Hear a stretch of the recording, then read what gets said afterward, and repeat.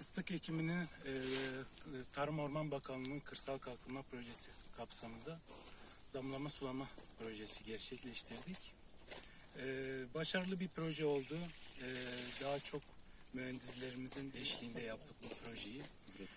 Daha çok katkılarıyla, referanslarıyla bu projeyi gerçekleştirdik. Emeği geçen herkesten Allah razı olsun. Bereketli olsun, verimli olsun temennisiyle Bismillah diyoruz. Hadi hayırlı uğurlu olsun diyelim. Maşallah. Temennimiz tüm bölgenin tarımsal arazilerinde de örnek teşkil etsin. Yaptığımız iş çok değerli, çok kıymetli bir iş. Umarım karşılığında göreceksinizdir.